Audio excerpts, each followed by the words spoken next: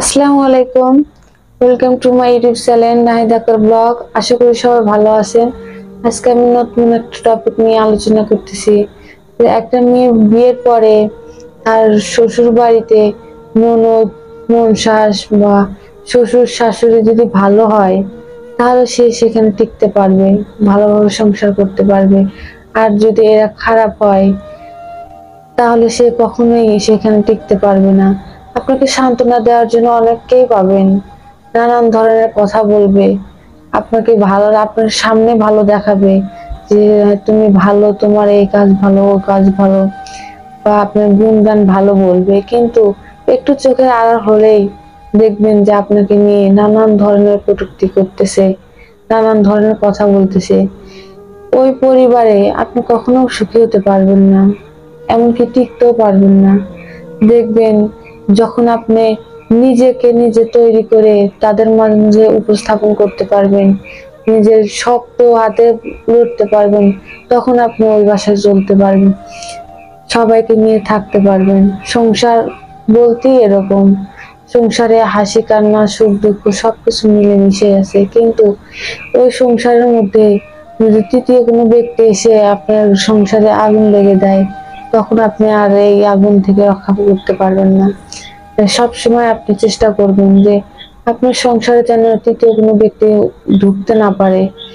হ্যাঁ, আপনার শ্বশুর শাশুড়ি বা ননদ ননশাস যাই থাকুক না কেন, তাদের ম্যানেজ করে আপনার চলতে হবে। তাদের ভালো মন্দ দেখা পারলে আপনার করতে হবে, তাদের মন জুগিয়ে চলতে হবে এইভাবে। আর যদি যতই আপনার কিছু কিছু পরিবার আছে যে আপনার যতই তাদের মন জুগিয়ে চলতে চান, তাদের ভালো দিকগুলো আপনি ফলো করেন, তারপরেও তারা আপনার দোষ ধরবেই, আপনাকে নিয়ে সমালোচনা করবেই। তাই বলে আপনাকে পিছিয়ে থাকা চলবে না। সমালোচনা সবার দামি হয়, আপনাকে সামনের দিকে এগিয়ে যেতে হবে, তাহলে আপনি নিজের গন্তব্যস্থানে পৌঁছাতে পারবেন। আপনি মনে রাখবেন আপনিও একদিন এই বাড়ির এই সংসারের একজন হয়ে উঠবেন, যে আপনার হাতে সব ক্ষমতা থাকবে।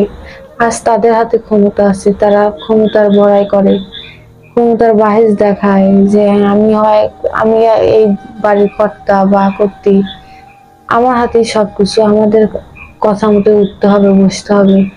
আপনিও একদিন এই বাড়ি করতে হবেন, আপনার হাতে সব সংসার আসবে, তো আপনাকে ধৈর্য ধরতে হবে। তাই আশা করি আমার কথাটা বুঝতে পেরেছেন। প্রত্যেকটা নারী বা পুরুষই হোক, সংসার জীবনে সুখ দুঃখ মিলেই হবে। তাই সকলকে ধৈর্য ধরতে হবে।